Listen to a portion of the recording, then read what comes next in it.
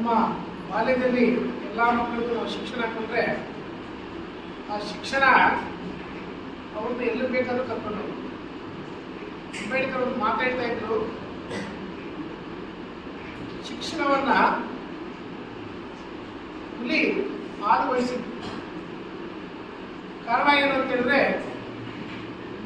ಹುಲಿ ಆಡ್ಬಿಡ್ದವರು ಯಾರೋ ಗರ್ಜಿಸದೆ ಸುಮ್ಮನೆ ಇರೋದಿಲ್ಲ. ಅದೇ ರೀತಿ ಓದಿದಿರೋರು ಯಾವುದೇ ತಪ್ಪಾದಾಗ ಪ್ರಶ್ನೆ ಮಾಡುವುದು ನಮ್ಮೆಲ್ಲರ ಹಕ್ಕು ಅಂತ ತಿಳ್ಕೊಳ್ಳೋದಕ್ಕೆ ಒಂದು ಸಹಕಾರ. ಅದಕ್ಕೆ ದಯಮಾಡಿ ನಾವೆಲ್ಲ ತಾವೊಬ್ಬರು ಶಿಕ್ಷಣ ಪಡೆದ್ರೆ ಸಾಕು, ತಮ್ಮ ಜೊತೆಯಲ್ಲಿದ್ದವರು, ತಮ್ಮ ಕುಟುಂಬದವ್ರನ್ನ, ತಮ್ಮ ಮನೆ ಪಕ್ಕದಲ್ಲಿ ಇದ್ದಂಥ ಬಡಬಗ್ಗರನ್ನ ಶಿಕ್ಷಣ ಕಡೆಗೆ ನೀವೆಲ್ಲ ಕರ್ಕೊಂಡು ಬಂದರೆ ಅದು ನಮ್ಮೆಲ್ಲರಿಗೂ ಸಾಕ್ತ ಅಂತ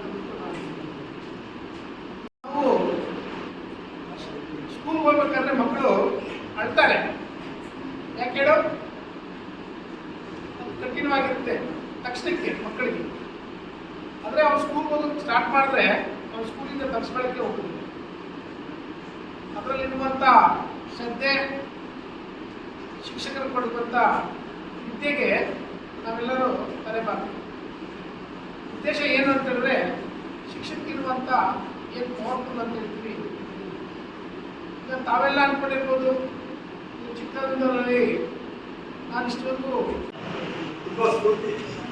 ಯಾರು ನಿಜವಾಗ್ಲೂ ಕೂಡ ಯಾರೋ ಶಶರ್ ರೈ ಸರ್ ತುಂಬ ಸ್ಫೂರ್ತಿ. ಯಾಕೆಂದ್ರೆ ಯಾವುದೇ ಸಮಯದಲ್ಲಿ ಫೋನ್ ಮಾಡಿ ಫೋನ್ ಇರ್ತಾರೆ, ಸರ್ ಹೇಳಿ ಸರ್ ಏನಾಗಬೇಕು ಅಂದರೆ ನಾವು ಕೇಳ್ತಕ್ಕಂಥದ್ದು ನಿಮ್ಮಂತ ಹುಡುಗಿಗೆ ಸರ್ ದಯವಿಟ್ಟು ಒಂದು ಆಸ್ತಿ ಅವಕಾಶ ಮಾಡ್ಕೊಡಿ, ಅಥವಾ ಹೆಣ್ಮಕ್ಳಿಗೆ ಯಾವಾಗ ಒಂದು ಆಸ್ತಿ ಅವಕಾಶ ಮಾಡ್ಕೊಡಿ, ದಯವಿಟ್ಟು ಅವ್ರು ಓದ್ತಾ ಇದ್ರು ಓದ್ತಾರೆ, ಮುಂದೆ ಯಾವ ಕ್ಷಣದಲ್ಲಿ ಬೇಕಾದ್ರೂ ಬದಲಾಗ್ತಾರೆ ಅಂತಂದ್ರೆ. ಇದುವರೆಗೂ ಹೇಳ್ತಾ ಇದ್ರೆ ನಾನು ಪ್ರತಿ ವರ್ಷನೂ ಕೂಡ ಪ್ರತಿ ಹಾಸ್ಟೆಲ್ ಏನು ನಮ್ಮ ಸೋಷಿಯಲ್ ವೆಲ್ಫೇರ್ ಡಿಪಾರ್ಟ್ಮೆಂಟ್ ಏನು ಬರ್ತದೆ, ಏನು ಪರ್ಸೆಂಟೇಜ್ ಇನ್ನೊಂದು ಅದೆಲ್ಲ ಲೆಕ್ಕಿಸಿದೆ. ಆಯ್ತು ಸರ್, ನಿಮ್ಮ ಯಾರು ಕಳಿಸಿದ್ರೋ ಅವ್ರಿಗೆ ಸೀಟ್ ಒದಗಿಸ್ತೀನಿ ಅಂತ ಇತ್ತು. ಅದೇ ರೀತಿಯಲ್ಲಿ ಏನು ಹೇಳಿದ್ದಾರೆ ಆ ಮಾತನ್ನು ಉಳಿಸ್ಕೊಂಡು ನಿಜವಾಗ್ಲೂ ಕೂಡ ಎಲ್ಲರಿಗೂ ಕೂಡ ಅವಕಾಶ ಮಾಡ್ಕೊಡ್ತಿದ್ದಾರೆ. ಹಾಗಾಗಿ ನಂತರ ಸುಮಾರು ಜನ ಫೋನ್ಗಳು ಮಾಡ್ತಾನೆ ಇರ್ತಾರೆ, ಎಲ್ರಿಗೂ ಕೂಡ ಅವಕಾಶ ಮಾಡಿಕೊಡ್ತಾರೆ. ಅಂದ್ರೆ ಅವರಲ್ಲಿರ್ತಕ್ಕಂಥ ಒಂದು ಬದ್ಧತೆ ಆ ಒಂದು ವಿಚಾರವನ್ನು ನಾನು ಹೇಳಲೇಬೇಕು. ಇವತ್ತು ಈ ಒಂದು ಕಾರ್ಯಕ್ರಮದಲ್ಲಿ ಸರ್ ಆಗಮಿಸಿದ್ದಾರೆ, ಅವ್ರಿಗೂ ಕೂಡ ಸ್ವಾಗತವನ್ನ ತಿಳಿಸಲಿಕ್ಕೆ ಇಷ್ಟಪಡ್ತೀನಿ. ಅದೇ ಆಸೆ ನನಗಿದೆ, ಒಂದತ್ರ ಸೇರಿ ಹುಡುಗರಿಗೆ ಒಂದು ಹಿತವಚನಗಳನ್ನು ಹೇಳಬೇಕು ಅಂತಕ್ಕಂಥ ಒಂದು ಇದಿದೆ ಅಂದಾಗ ದಯವಿಟ್ಟು ಅವರು ಸರ್ ಖಂಡಿತವಾಗ್ಲೂ ಮಾಡಿ ಸರ್ ಅಂತೇಳಿ. ಹಾಗಾಗಿ ಅವ್ರಿಗೆ ಧನ್ಯವಾದಗಳನ್ನ ನಾಗರತ್ನ ಮೇಡಮ್ ಅವರು, ಕುಂದತ್ನ ಮೇಡಮ್ ಅವರು ತಿಳಿಸ್ತಾ, ವಿಶೇಷವಾಗಿ ಪತ್ರಿಕಾ ಮಾಧ್ಯಮ ಮಿತ್ರರಿಗೆ ಜೊತೆಗೆ ಇವತ್ತು ಸುಮಾರು 40 ನಿಮಿಷದಿಂದ ತಾವೆಲ್ಲ ಎಷ್ಟು ಡಿಸಿಪ್ಲಿನ್ ಆಗಿ ಪ್ರತಿಯೊಂದು ವಿಚಾರಗಳನ್ನ ಕೂಡ ಹೇಳ್ತಾ ಇರೋದನ್ನ ಕೇಳಿಸ್ಕೊತಾ ಇದ್ರೆ ನಿಜವಾಗ್ಲೂ ಕೂಡ ನಮ್ಗೆ ತುಂಬಾ ಖುಷಿ ಆಗ್ತಾ ಇದೆ. ಯಾಕಂದ್ರೆ ಎಲ್ಲೇ ಹೋಗ್ಲಿ ಪ್ರತಿಯೊಬ್ಬರು ನಿಮ್ ತರ ಎಲ್ಲರೂ ಕೇಳಿಸ್ಕೊತಾ ಇದ್ದಾರೆ. ಮೊದಲು ಈ ರೀತಿ ಇರ್ಲಿಲ್ಲ, ನಾವೆಲ್ಲ ಹೋದಾಗ ಈ ರೀತಿ ಇರ್ಲಿಲ್ಲ. ಏನೋ ಮಾತಾಡ್ತಾ ಇದ್ರೆ ಇದೇನೋ ಪಿಕ್ನಿಕ್ ಹೋಯ್ತಾವನೆ, ಇದೇನೋ ಏನೋ ಅನಸಿನೋ ಅದು ಇದು ಅಂತಕ್ಕಂಥದ್ದು ಏನೇನೋ ವಿಚಾರಗಳು ಮಾತಾಡ್ಕೊಳ್ಳೋದು, ಅದು ಇದು ಅಂತಕ್ಕಂಥ ಒಂದು ವಿಚಾರ ಬರ್ತಾ ಇತ್ತು ಖಂಡಿತವಾಗ್ಲೂ. ಬಟ್ ನೀವು ಯಾವುದು ಇರ್ತೀರಾ ಈ ತರ ಒಂದು ಸಮಗ್ರವಾದಂಥ ಮಾಹಿತಿಗಳನ್ನ ಕಲೆಕ್ಟ್ ಮಾಡ್ಕೋಬೇಕು ಅಂತಕ್ಕಂಥ ಒಂದು ನಿಮ್ಮಲ್ಲಿ ಒಂದು ಬದ್ಧತೆ ಇದೆಯಲ್ಲ, ಅದಕ್ಕೆ ನಿಮ್ಮೆಲ್ಲರಿಗೂ ಕೂಡ ನಾನು ಅಭಿನಂದನೆಗಳನ್ನು ಸಲ್ಲಿಸ್ತೀನಿ.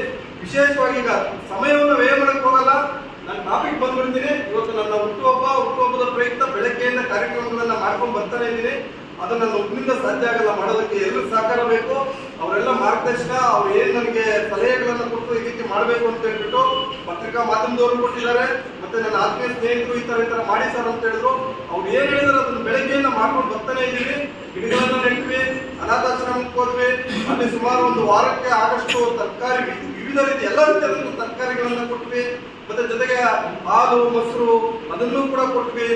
ಕೊನೆಯದಾಗಿ ನಿಮ್ಮ ಕಾರ್ಯಕ್ರಮ ಇಲ್ಲಿ ಮಾಡ್ಕೋಬೇಕು ಅಂತ ಹೇಳ್ಬಿಟ್ಟು ಸಾಯಂಕಾಲ ಮಾಡಿಸ್ತಂತ ಒಂದು ಬರ್ತೀನಿ ನಾನು ಅಂತ, ಹಾಗಾಗಿ ಮಾಡ್ತಾ ಇದ್ದೀವಿ.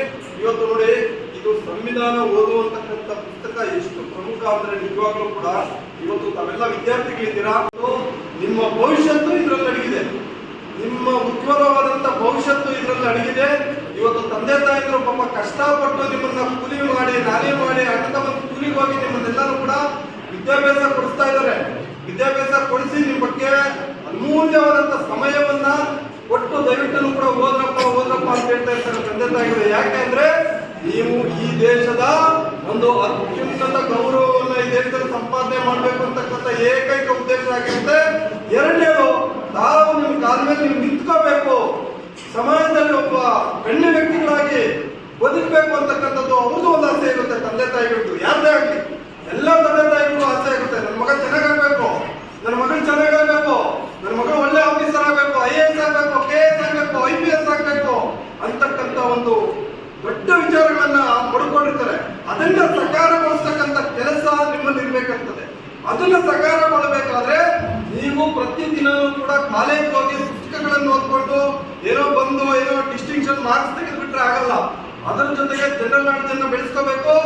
ಡಾಕ್ಟರ್ ಬಾಬಾ ಸಾಹೇಬ್ ಅಂಬೇಡ್ಕರ್ ಅವರ ಪುಸ್ತಕಗಳನ್ನು ಓದಬೇಕಾಗುತ್ತೆ, ಜೊತೆಗೆ ಸಂವಿಧಾನವನ್ನು ವಿಶೇಷವಾಗಿ ಓದಬೇಕಾಗುತ್ತೆ, ಜೊತೆಗೆ ನಮ್ಮ ಬಸವಣ್ಣವರು ಬರೆದಿರ್ತಕ್ಕಂತಹ ಪುಸ್ತಕಗಳನ್ನು ಓದಬೇಕು. ನಾವು ಹಲವಾರು ವಿಚಾರಗಳನ್ನ ಏನು ಭಗವಾನ್ ಬುದ್ಧ ಅವರು ಇದಾರಲ್ಲ, ಅವ್ರು ಯಾವ ರೀತಿ ನಡೆದು ಬಂದ್ರು ಹಾದಿ ಅಂತಕ್ಕಂಥದ್ದನ್ನ ನೀವು ವಿಚಾರ ತಿಳ್ಕೊಂಡ್ರೆ, ಯಾಕೆ ಹೇಳ್ತಾ ಇದ್ದೀನಿ ಅಂದ್ರೆ, ಡಾಕ್ಟರ್ ಬಾಬಾ ಸಾಹೇಬ್ ಅಂಬೇಡ್ಕರ್ ಅವರು ಹೇಳಿದ್ರೆ, ಇತಿಹಾಸವನ್ನು ಮರೆತವನು ಇತಿಹಾಸ ಸೃಷ್ಟಿಸಲಾರ. ಇದು ದಯವಿಟ್ಟು ಯುವಕರು ಏನು ನೀವಿದ್ದೀರಿ, ಯಂಗ್ಸ್ಟರ್ಸ್ ವಿದ್ಯಾರ್ಥಿಗಳು, ದಯವಿಟ್ಟು ಕೂಡ ಈ ಮಾತನ್ನ ಮರಿಬೇಡಿ. ಈ ಮಾತನ್ನ ನೀವು ಯಾವುದೇ ಕಾರಣಕ್ಕೂ ಮರಿಬೇಡಿ. ಅಸಾಧ್ಯವಾದದ್ದು ಯಾವುದೂ ಅಲ್ಲ, ಎಲ್ಲರೂ ಕೂಡ ಸಾಧ್ಯವಾಗತಕ್ಕಂಥದ್ದೇ.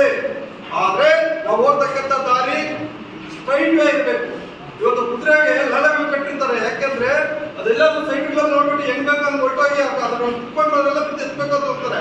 ಇವತ್ತು ನಿಮ್ಮ ಕುಟುಂಬನೂ ಕೂಡ ನಿಮ್ಮನ್ನ ನಂಬಿಕೊಂಡು ಇವತ್ತು ನಿಮ್ಮನ್ನ ಓದಾಕ್ ಬಿಟ್ಟಿದ್ದಾರೆ. ಒಳ್ಳೆ ದಿನ ನಮ್ಮನ್ನೇನಾದ್ರೂ ಒಂದು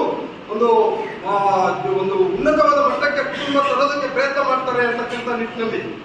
ಹಾಗಾಗಿ ನಾವು ದಯವಿಟ್ಟು ಕೂಡ ಡಾಕ್ಟರ್ ಬಾಬಾ ಸಾಹೇಬ್ ಅಂಬೇಡ್ಕರ್ ಅವರು ಏನು ಸಂವಿಧಾನವನ್ನ ಇವತ್ತು ಬರೆದ್ರವರು, ಇದು ಜಸ್ಟಿಸ್ ನಾಗಮೋಹನ್ ದಾಸ್ ಸರ್ ಅವರು ಕನ್ನಡದಲ್ಲಿ ಸಿಂಪಲ್ ಆಗಿ ಬರೆದಿದ್ದಾರೆ, ತುಂಬಾ ಅರ್ಥಪೂರ್ಣವಾಗಿದೆ. ದಯವಿಟ್ಟು ಕೂಡ ತಪ್ಪದೇ ಓದಿ ಇದನ್ನ ಈ ಪುಸ್ತಕ.